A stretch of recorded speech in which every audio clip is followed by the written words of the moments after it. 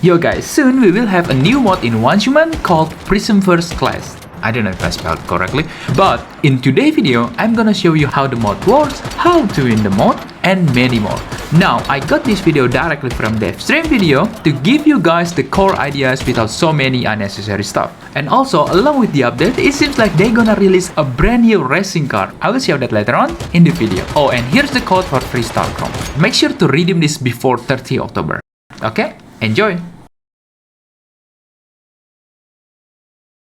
Welcome to today's Once Human Crash Course. I'm your friend H37, and today I'll be talking about Prismverse Clash, the new PvP scenario coming with the version 1.2 update on September 26th. This scenario features team PvP that's even more intense and fast-paced than an Evolution's Call.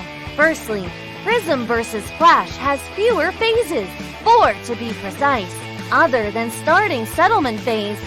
All other scenario phases have been shortened to 19 days.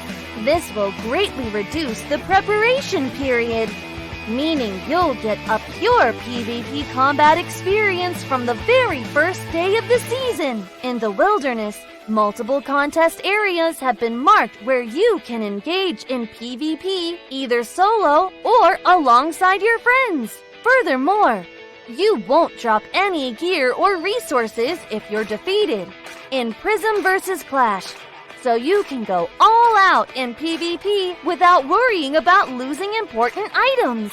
There's no doubt Prismverse Clash will involve many ambushes and group fights, but there's more. You can also raid other players' territories. This game mode, which combines base building and PvP, is sure to make the faction war much more thrilling. In contest areas, combat is only one shot away. The fights between raiding and defending hives may break out any time. Call on your friends, prepare your best gear and items, and plan your raid strategy to crush your enemies and their bases all at once. You might be wondering what new challenges Prismverse Clash has to offer. That's why I'm here. Let me tell you all about this new scenario. Now, how is the winning faction determined? Prism deviations are the key to victory in Prismverse Clash. Fight over them in the wilderness and secure them to earn Prism energy for your faction. The faction with the most Prism energy by the end of the scenario wins. Now, you might be wondering, what in the world are Prism deviations? And how do they differ from regular deviations in existing scenarios? Prism deviations are special deviations with unique attributes that can be found throughout the world. Prism deviation provides a different amount of Prism energy depending on its rarity. Certain deviations, such as Electric Eel and the Digby Boy, will be converted into Prism deviations.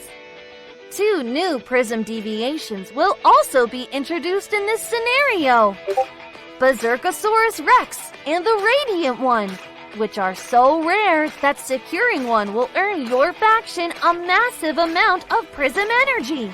But how am I supposed to find these Prism deviations, you ask? They can be obtained by fishing and gathering in contest areas or by participating in public crisis events. That's not all, though. You can also attack the opposing faction and seize their hard-earned Prism deviations for yourself and your faction. The next question is, how do you secure a Prism deviation after obtaining it? I've prepared a securement guide, so please note the following pointers. 1. You must be in a contest area to secure a Prism deviation. 2. Prism deviations take different amounts of time to secure, depending on their rarity. 3. If you teleport, enter a safe zone, are defeated by another player, or enter a dungeon while carrying a Prism deviation in your backpack, the Prism deviation will escape and return to the contest area. Prism deviations will also escape if held in a securement facility in your territory. and the facility is destroyed before securement is complete. Therefore, you should team up and defend prism deviations while they are being secured. If you are confident enough, you can even collect multiple prism deviations and secure them all at once. But you'll have to be careful. Carrying a prism deviation will reveal your location to the opposing faction. And the more prism deviations you have, the more exposed you'll be. Having been through the basic rules, you'll probably have noticed that your territory is extremely important in the fight for prism deviations. Defending prism deviations as they're being secured will take more than your own strength. It'll also take a strong territory. Having a well-built territory will increase your chances of withstanding enemy raids.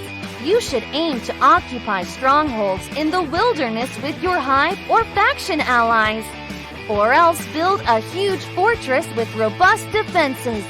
I'm looking forward to seeing the creative territories you'll come up with.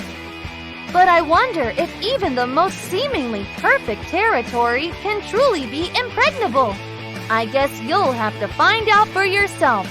To help you adapt to Prism vs. Clash quicker, the scenario has 3 major seasonal phases, namely Prism Descent, Clash at Blackfell, and The Last Stand. So, what are these phases exactly? The first phase, Prism Descent, lasts for 5 days. During this time, only 4 regions in the wilderness will be accessible: Mayfly Base, Safe Zone, Rosetta Base, Safe Zone, the Public Safe Zone, and Central Blackfell Contest Area.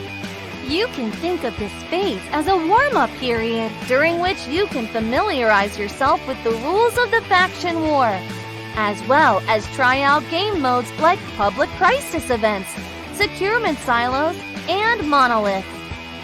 The second phase, Clash at Blackfell, lasts for 7 days and represents the peak of the faction war.